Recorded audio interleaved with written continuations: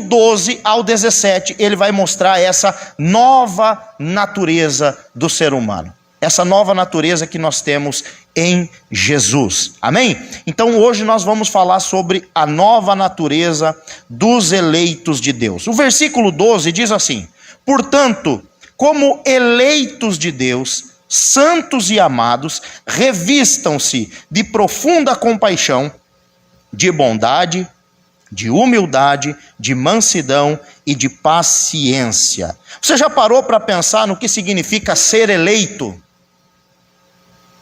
Já parou para pensar nessa palavra, eleição? Foi uma palavra bem tumultuada há uns tempos atrás, né?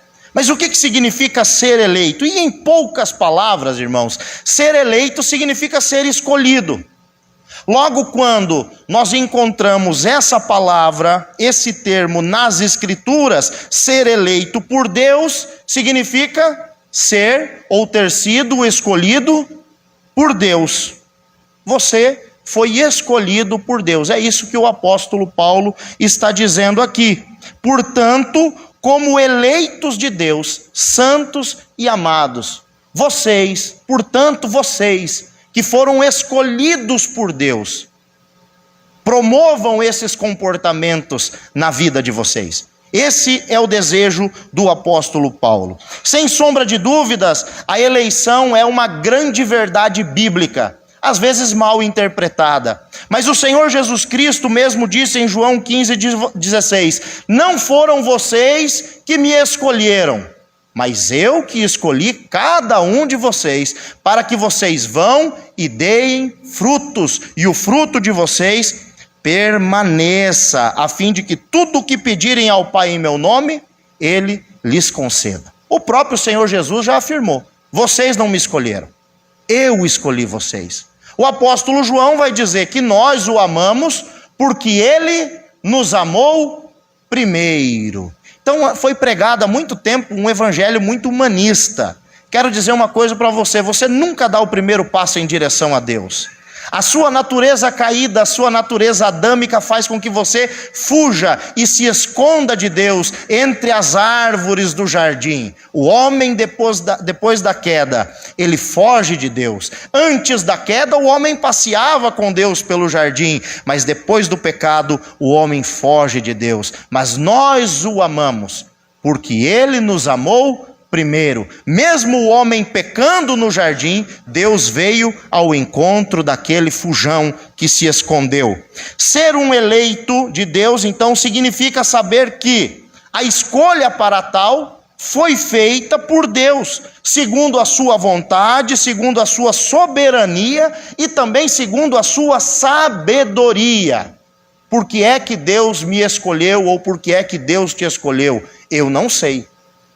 Porque Ele decidiu nos escolher. Efésios 1:4, como também nos elegeu nele antes da fundação do mundo, para que fôssemos santos e irrepreensíveis diante dele em amor. Quando é que Deus escolheu você? Antes da fundação do mundo. Deus não escolheu você, meu irmão, porque você aceitou Jesus. Antes mesmo de você entregar a sua vida a Cristo, Deus já tinha escolhido você.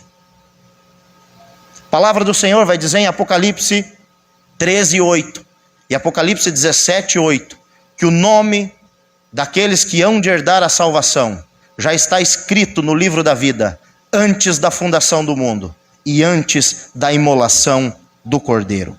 É maravilhoso saber que Deus de antemão nos escolheu, nos separou e nos predestinou para sermos filhos de adoção por Jesus Cristo para si mesmo, segundo o beneplácito de sua vontade, para louvor de sua glória e de sua graça. Está escrito isso em Efésios 1, versículos 5 e 6. Quando nós olhamos e entendemos o que significa ser eleito, que ser eleito significa ser escolhido. E se eu sou um eleito de Deus, é Deus quem me escolheu. É Deus quem atua em nós, tanto o querer como o efetuar. Mas o apóstolo Paulo vai escrever outra coisa muito interessante no versículo 11, que é a abrangência da eleição. Porque os falsos mestres de Colossos estavam pregando um seletismo, que só aquele ou aquele outro eram escolhidos do Senhor.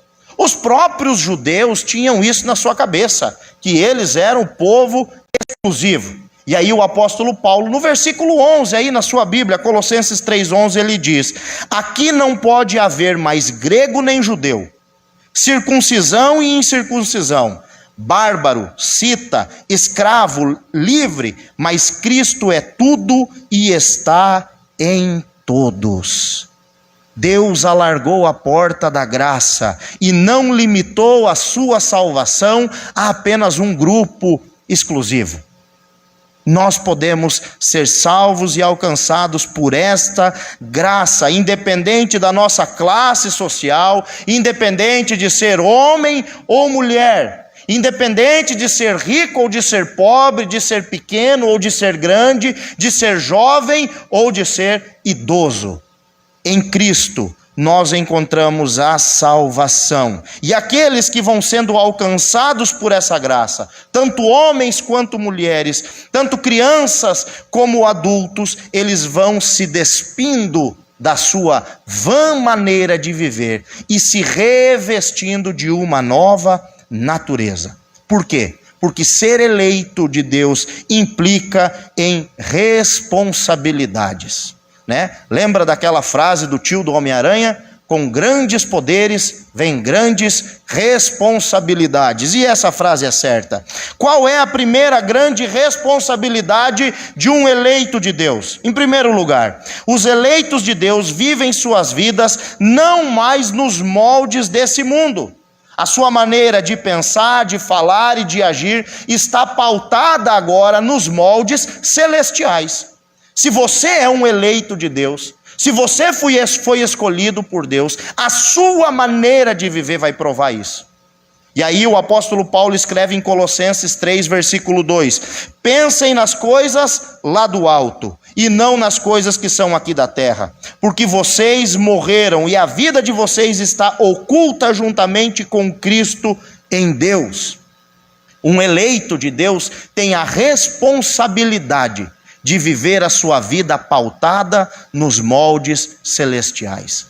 Como tem gente aí dizendo que é servo do Senhor, que é filho do Senhor, que aceitou Jesus Cristo, mas o coração está cheio de coisas mundanas e terrenas. Os pensamentos são pensamentos só para essa vida, só para agora. Quando o apóstolo Paulo fala que nós somos eleitos de Deus, ele diz: vocês que foram escolhidos por Deus, pautem as decisões de vocês, a vida de vocês, as escolhas de vocês, as ideias de vocês no céu.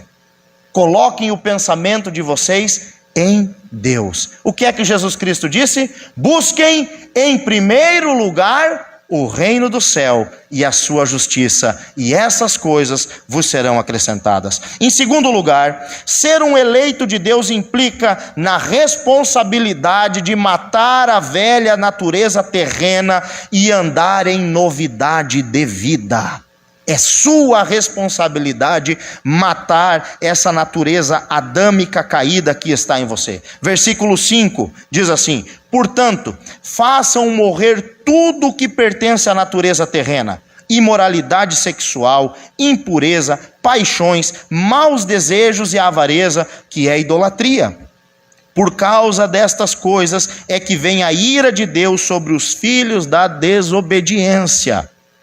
E aí o apóstolo, ele vai falar algo agora para aqueles que já tinham abandonado essas práticas. Versículo 7 ele diz assim: vocês também andaram nessas mesmas coisas no passado, quando viviam nelas. O apóstolo Paulo, ele faz a gente lembrar. Porque quando a pessoa se torna um cristão e ela aceita Jesus, às vezes ela passa por um momento meio xiita, que para os cristãos não existe isso, existem os chatos, que é aquilo que tudo é pecado, que nada pode fazer e que o irmão não pode dar uma vaciladinha. E aí o apóstolo Paulo lembra os chatos da igreja, ele diz assim: olha, vocês que são os chatos, vocês também andaram nessas práticas. Vocês também fizeram isso. Então, antes de vocês começar com esse falso moralismo, lembre que vocês também andaram nessas práticas. Porque nós vamos ver que uma das virtudes dos eleitos de Deus é profunda compaixão e misericórdia. Profunda compaixão e misericórdia. Então é um dever do eleito de Deus fazer morrer todos esses sentimentos e comportamentos pecaminosos. Em terceiro lugar, ser um eleito de Deus é viver constantemente se despindo dos velhos hábitos corrompidos e se revestindo do conhecimento do Criador. Versículo 8 até o versículo 10 diz assim: agora, porém, abandonem igualmente todas estas coisas: ira, indignação, maldade, blasfêmia, linguagem obscena no falar. Não mintam uns aos outros, uma vez que vocês se despiram da velha natureza com as suas práticas, e se revistam da nova natureza, que se renova para o pleno conhecimento segundo a imagem daquele que a criou. Veja, meus queridos irmãos, que ser um eleito de Deus implica na responsabilidade de viver trocando de roupa. É isso que o apóstolo Paulo está fazendo aqui, se despindo do velho homem, se renovando no Senhor e se revestindo do homem espiritual. A responsabilidade é individual, como nós vimos aí no versículo 5, façam morrer. No versículo 8, abandonem todas essas coisas. E no versículo 10, se revistam da nova natureza. Por que eu estou falando isso? Porque muitas vezes as pessoas querem colocar essa carga em cima dos ombros do pastor, ou dos ombros da igreja, até mesmo nos ombros do pai e da mãe. A Bíblia diz que o filho não pode pagar pelo pecado do pai, e nem o pai pode pagar pelo pecado do filho. É óbvio que nós devemos governar bem a nossa casa, criar os nossos filhos na disciplina e admoestação do Senhor, mas escutem aqui, é da responsabilidade dos filhos de vocês se revestirem. É da responsabilidade individual de cada um, de cada qual, individual, se despir daquilo que está podre, daquilo que é maligno e se revestir daquilo que é do Senhor.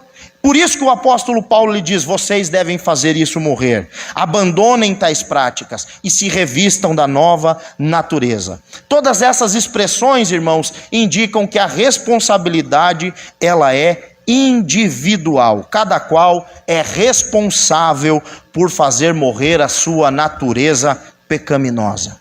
Você é responsável. Você precisa fazer isso. Em quarto lugar, talvez você esteja se perguntando: mas como é que eu vou conseguir, pastor? Como é que eu consigo matar a minha natureza caída? Como é que eu vou conseguir me revestir da nova natureza? E a resposta está nesse mesmo texto, nesse mesmo capítulo. E a resposta é: como é que você tem guiado a sua vida? Qual a direção você tem dado para a sua vida? Em quem você tem colocado a sua fé e concentrado toda a sua força? Veja comigo aí o versículo 1 de Colossenses 3:1. Portanto, se vocês foram ressuscitados juntamente com Cristo, busquem as coisas lá do alto, onde Cristo vive, assentado à direita de Deus. Como é que eu vou conseguir isso? Direcionando a minha fé, direcionando a minha força, direcionando a minha vida para o alto. Eu vou olhar para Cristo, eu vou buscar as coisas que são celestiais, eu vou buscar aquilo que é mais excelente em Jesus Cristo. Muito nós falamos sobre santificação, mas você já parou para pensar no que significa santificação? Talvez quando nós falamos em santificação, logo vem Hebreus 12:14 na nossa cabeça. E busquem a paz com todos e a santificação, sem a qual ninguém verá o Senhor. Esse versículo todo mundo conhece. Mas quando nós falamos sobre santificação, logo imaginamos algo penoso, penitência, dificuldade, acordar não sei que horas, orar tanto tempo de joelho, e não sei, você logo quando se fala em santificação, o nosso pensamento já é enganado, nós já partimos do pressuposto errado, pensando que santificação é algo penoso, difícil e complicado. Porém, santificação nada mais é do que substituição de hábitos, mudança de hábitos. Enquanto, meu querido irmão, você continuar fazendo as mesmas coisas, praticando as mesmas práticas, você nunca vai ser santo. Enquanto você estiver preso a esses hábitos do velho homem e não substituí-los por práticas diferentes, enquanto você não fizer isso, você vai ficar preso, vivendo como escravo do velho homem. Por isso o apóstolo Paulo apelou para os cristãos, para que eles se tornassem praticantes daquilo que eles eram em princípio. Ou seja, mortos para o pecado e vivos para Deus. Nós precisamos de fato morrer para o pecado e viver uma nova vida para Cristo. É necessário, meus queridos irmãos, um afastamento rigoroso dessas práticas. É necessário um afastamento rigoroso desse antigo estilo de vida. Não tem como você se santificar se você ficar continuando fazendo as mesmas coisas. Senhor, eu quero mudar, eu quero conhecer mais de Ti, eu quero ser cheio do Senhor, mas você não toma a atitude de mudar, você não substitui os comportamentos da velha natureza pelos novos comportamentos. É necessário um afastamento rigoroso. E qual é a ordem então que nós encontramos aqui? E a ordem é: façam morrer tudo aquilo que pertence à natureza terrena: imoralidade sexual, impureza, paixões, maus desejos e avareza. Dos 5 pecados que o apóstolo Paulo fala, 4 são sexuais, e um é a avareza, que é o mesmo que idolatria. O amor ao dinheiro é a mesma coisa que a idolatria. No versículo 8, o apóstolo Paulo vai listar mais 5 pecados, e ele diz: agora, porém, abandonem igualmente, ou seja, façam morrer do mesmo jeito todas estas coisas: ira, indignação, maldade, blasfêmia e linguagem obscena no falar. Oh, meus irmãos, a Bíblia diz que nós vamos dar conta de cada palavra frívola que saiu da nossa boca.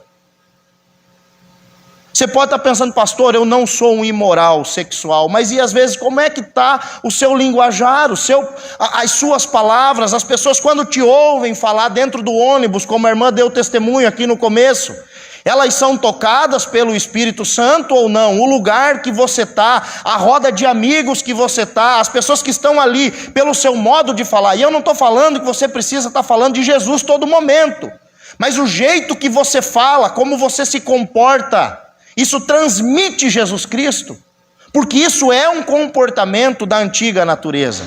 Falar mentiras, está no versículo 9, não mintam uns aos outros. Nós devemos então nos despojar do velho homem e nos revestir da nova natureza. E a ideia aqui é justamente essa.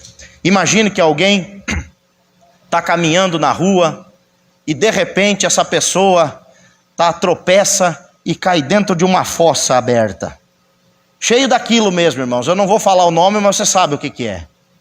E essa pessoa se levanta de dentro daquela fossa, pingando. Ela está podre. E o apóstolo Paulo está fazendo esse comparativo. E aí alguém que tem um bom coração vê aquele sofrimento daquela pessoa que está vestindo uma roupa podre e oferece para ela agora, dizendo assim: eu te dou a chance de você tomar um banho e vestir uma roupa limpa. Nós devemos nos despir da velha natureza, nos renovar no Senhor e nos revestir da nova natureza. O que é esse banho, senão o renovo do pleno conhecimento segundo a imagem de Jesus Cristo, que está aí no versículo 10. E se revistam da nova natureza, que se renova para o pleno conhecimento segundo a imagem daquele que a criou. Ô meu irmão, Jesus não criou você, Deus não criou você para você ficar andando com trapos de imundícia, não. Deus não criou você para você andar catingando o pecado, fedendo o pecado na rua. A Bíblia diz que os crentes exalam a boa fragrância de Cristo, o bom perfume de Cristo. E talvez você veio hoje aqui carregado e sobrecarregado de pecados. Eu quero dizer que hoje há libertação, hoje há perdão de pecados. E se você pedir perdão para Cristo, você vai ser renovado no Senhor Jesus. Você pode ter entrado aqui carregado com essas vestimentas podres e sair daqui com as vestimentas lavadas no sangue do Cordeiro. É essa a promessa que Jesus Cristo nos promete nesse texto.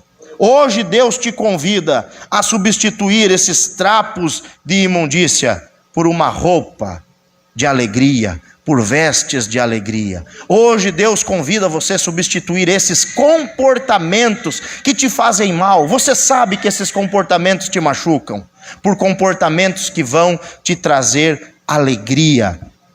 Qual é o primeiro comportamento? Brevemente, diz o texto de Colossenses 3,12. Portanto, como eleitos de Deus, santos e amados, revistam-se de profunda compaixão, de bondade, de humildade, de mansidão e de paciência. O primeiro comportamento que você vai substituir hoje é esse. Você vai adotar esse comportamento na sua vida. Profunda compaixão. Talvez na sua Bíblia está escrito assim: ternos afetos de misericórdia. E o que isso significa? Isso significa um comprometimento emocional com o ferido e com o desalentado. O que significa, pastor? Profunda compaixão. Significa que a partir de hoje, você vai ter um profundo comprometimento com quem está sofrendo. Isso é a marca de um eleito de Deus. Um eleito de Deus, quando ele vê um irmão sofrendo, ele não pisa no pescoço. Ele não pisa no pescoço para ajudar a matar, mas ele estende a mão, levanta aquele homem do chão, aquela mulher do chão e diz: olha, aconteceu isso, caiu, vamos, bola para frente, que Jesus ama você, vai batendo a poeira, tem roupa limpa, você é filho. Profundo compaixão, agir com ternura e não como alguém que julga para destruir. Em segundo lugar, bondade, versículo 12. Bondade é o fruto do Espírito Santo. Gálatas 5, 22 e 23. Ser bondoso é ter prontidão para fazer o bem, mesmo quando parece que essa atitude não é merecida. Mesmo quando parece que não é merecido. Mas nós precisamos ser bondosos, porque Deus é bom, porque Jesus é bom. Em terceiro, humildade, uma bem-aventurança. E Jesus Cristo disse em Mateus 5,3: bem-aventurados os humildes, pois receberão a terra. Humildade, meus queridos irmãos, não é autoestima achatada, porque tem muita gente que pensa que ser humilde é se fazer de coitadinho. Não, isso aí é ter autoestima achatada. É reconhecer que você é quem é pela graça de Deus. Reconheça. Sabe o que a Bíblia promete para os humildes? Riqueza, honra e vida. Provérbios capítulo 22, versículo 4. A recompensa da humildade e do temor do Senhor são riquezas, honra e vida. Palavra do Senhor. Em quarto lugar, mansidão. Mansidão também é fruto do Espírito Santo. E outra bem-aventurança de Jesus Cristo: bem-aventurados mansos, porque herdarão a terra. Mateus 5,5. Ô meus irmãos, ser manso não é ser frouxo. Ser manso não é ser mole. Não. Ser manso é ter a sua força sob controle. Imagine um cavalo selvagem e um cavalo domesticado. Eles têm a mesma força. Qual que é mais útil? O domesticado. Então ser manso não é sinônimo de ser fraco, de ser covarde, de ser mole ou de ser frouxo, mas sim ter a sua força domada e resolver os problemas com sabedoria.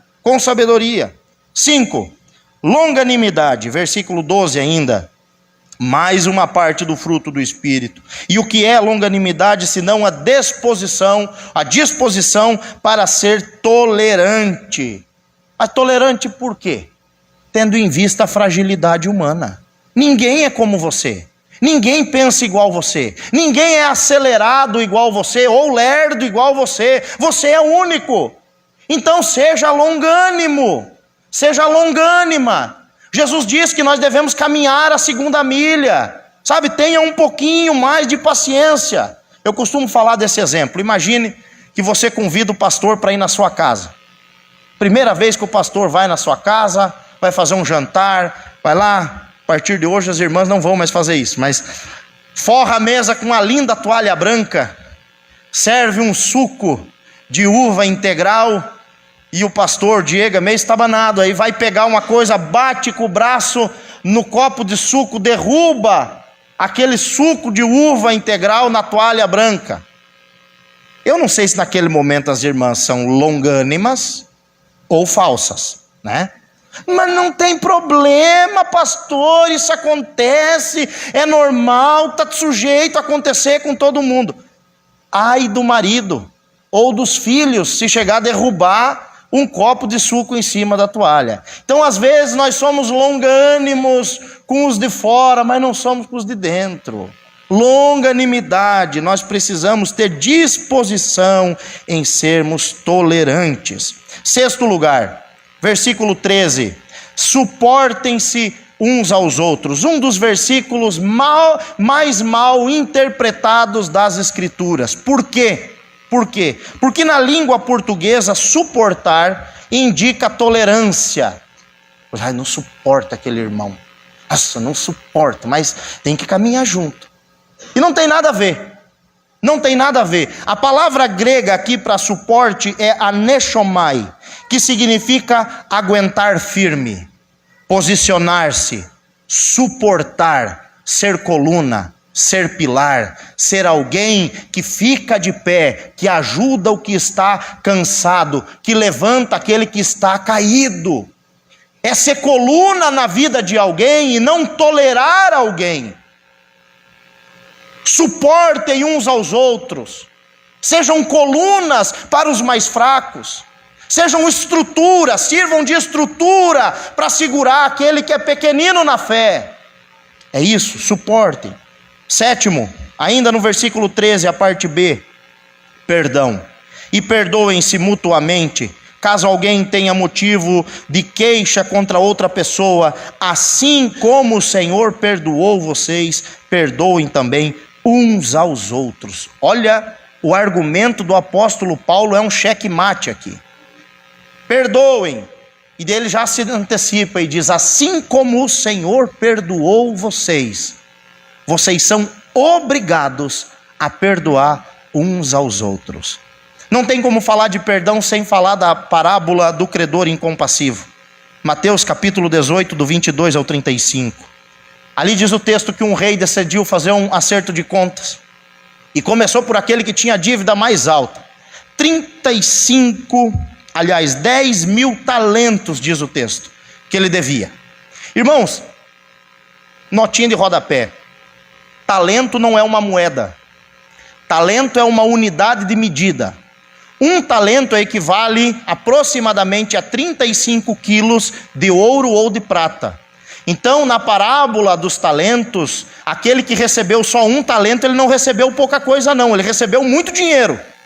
Um talento equivale a 35 quilos, ou de ouro ou de prata. Esse homem, é óbvio que Jesus aqui está usando uma hipérbole, ele está fazendo um exagero literário. Ele devia 350 mil quilos de ouro ou de prata. 350 mil quilos. Um talento pesa 35 quilos. Esse homem devia 10 mil talentos. O rei chama esse homem e diz, para você não tem acerto, cara. E só a tua vida é muito pouco. Então eu vou mandar você para a escravidão e toda a sua família. Diz o texto que esse homem se jogou aos pés do rei e clamou e pediu perdão. E disse que não tinha como pagar a dívida. E o rei se compadeceu e perdoou esse homem. Dobrando a esquina, esse homem encontra alguém que deve para ele 100 denários, ou 100 dinheiros, 100 moedas de prata. A moeda de prata, uma moeda de prata equivalia a um dia de serviço. Então esse homem devia para esse outro aproximadamente aí pouquinho mais de 3 meses de trabalho braçal. Diz o texto que esse cara que teve uma dívida de 350 mil quilos de ouro perdoada, agarrou o outro pelo pescoço e esbofeteou o outro. Mas os servos do rei viram aquilo e contaram para o rei. E a desgraça foi grande. Versículo 32 de Mateus 18 diz assim: então o Senhor, chamando aquele servo, lhe disse: servo malvado, eu lhe perdoei aquela dívida toda, porque você me implorou. Será que você também não devia ter compaixão do seu conservo, assim como eu tive compaixão de você? E indignando-se, o Senhor entregou aquele servo aos carrascos, até que lhe pagasse toda a dívida. Assim também o meu Pai, que está no céu, fará com vocês, se do íntimo não perdoarem cada um ao seu irmão. Perdão. Nós precisamos mudar os hábitos, porque nós muitas vezes não estamos pedindo, e quando alguém pede, não perdoamos. E aí o apóstolo Paulo está dizendo: assim como vocês foram perdoados por Deus, perdoem. E Jesus disse: se vocês não perdoarem, o meu Pai não vai perdoar vocês. Para o cristão, o perdão não é uma opção, é uma obrigação. É uma obrigação. Em oitavo lugar, o amor de Cristo, versículo 14. Acima de tudo isto, porém, esteja o amor, que é o vínculo da perfeição. Essa palavra vínculo é uma palavra que os costureiros vão entender. O vínculo é isso aqui, no grego. É a junta, é a emenda, é onde as peças se encaixam.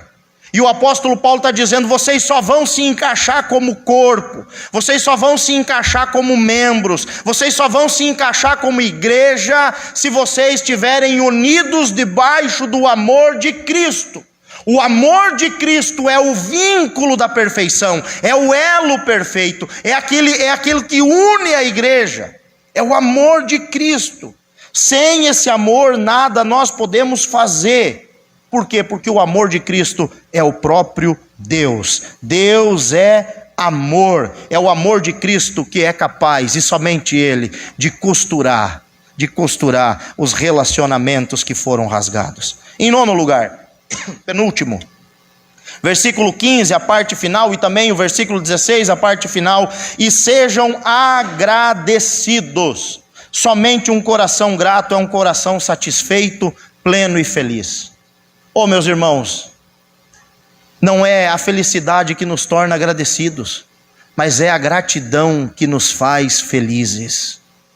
Você nunca vai ver uma pessoa grata, que tem o coração grato, vivendo infeliz. Triste todo mundo fica, mas uma pessoa que tem o coração repleto de gratidão, ela vive a alegria do Senhor. Ela vive a alegria do Senhor.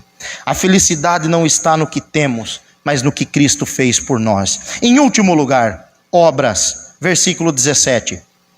E tudo o que fizerem, seja em palavras, seja em ação, façam em nome do Senhor Jesus, dando por ele graças ao Deus Pai.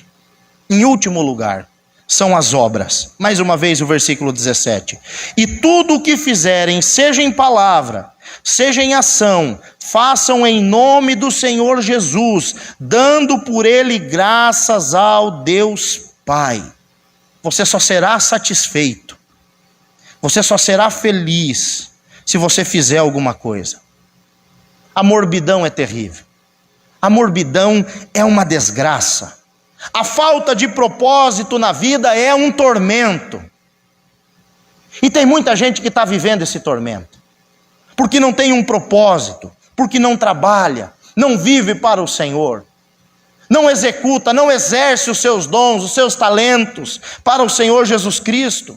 E você pode ser útil em muitas coisas. E a Bíblia diz aqui que você pode fazer muitas coisas por palavras e por obras. Quantas coisas você pode fazer? Quantas coisas, só falando você já vai poder fazer. Mas tudo, meu querido irmão, tudo faça para o Senhor Jesus. Se você está fazendo alguma coisa na sua vida, ou se existe algum comportamento na sua vida que você não faz para o Senhor Jesus, pare de fazer hoje. Pare de fazer agora, porque sem sombra de dúvida, se não dá para fazer para o Senhor Jesus, é pecado. Se não dá para fazer para o Senhor Jesus Cristo, é pecado. é pecado, e você deve parar com esse comportamento. Qual é a conclusão que nós chegamos? E talvez você esteja se perguntando, como saber se eu estou andando como um eleito de Deus? Versículo 15 vai nos responder. E ele diz assim: que a paz de Cristo seja o árbitro no coração de vocês, pois foi para essa paz que vocês foram chamados em um só corpo. Que a paz de Cristo seja o árbitro no coração de vocês, pois foi para essa paz que vocês foram chamados em um só corpo, e sejam agradecidos. Quando nós olhamos as marcas anteriores, as atitudes, os comportamentos anteriores, nós vemos que eles são intrapessoais, ou seja, para usar com o próximo. Você não vai ser bom para você mesmo, você vai ser bom com o próximo. Você não vai ter ternos afeto e misericórdia para você mesmo, mas você vai ter para o próximo. Essas marcas são para você viver com o próximo. Já a confirmação, ela é intrapessoal. As marcas são interpessoais, mas a confirmação é intrapessoal. É você. E aí Jesus Cristo diz que a paz de Cristo seja o árbitro no coração.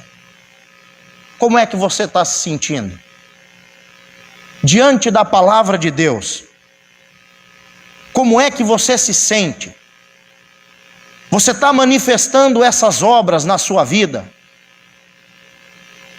Você está abençoando a vida de outras pessoas, servindo de suporte, sendo longânimo, tendo profundo sentimento de compaixão? Diante das Escrituras, como é que você se sente? Se você se sente em paz, e você diz, pastor, às vezes eu erro, mas eu estou em paz, porque eu estou tentando, eu estou buscando, eu estou dia a dia me despindo do velho homem e me renovando. Mas se você não se sente em paz, se isso atormenta, se isso lhe causa dor, se isso lhe causa sofrimento, você diz, pastor, eu não aguento mais, eu não tenho força, mas eu não aguento mais essa roupa suja em mim. Eu quero dizer que hoje você pode buscar do alto, e Deus vai lhe ouvir, e Deus vai lhe perdoar, mas você tem que pedir perdão para o Senhor Jesus Cristo hoje. Seja a paz de Cristo o árbitro em seus corações. Eu não posso julgar se você está bem com Deus. Eu não posso julgar, é você que vai saber dizer se você está ou não está legal com o Senhor Jesus. Eu quero convidar você a curvar a sua cabeça e fechar os seus olhos. E se você tem sentido que você não está bem, que você não está em paz, que a sua vida, ela está uma bagunça, que você está cheio dessa podridão maligna, desses comportamentos que são impuros, eu quero convidar você a fechar os seus olhos e a orar. E a orar. Fale com o Senhor. Peça perdão dos seus pecados. Mas talvez você vai dizer assim, não, pastor, eu tenho alguma dessas coisas que eu ainda não consigo fazer. Então você vai pedir para Deus também. Vai dizer, Senhor, eu não consigo ser longânimo. Senhor, eu não consigo ter profunda compaixão. Às vezes eu não consigo amar o próximo. Senhor, eu não consigo ser humilde, ou eu não consigo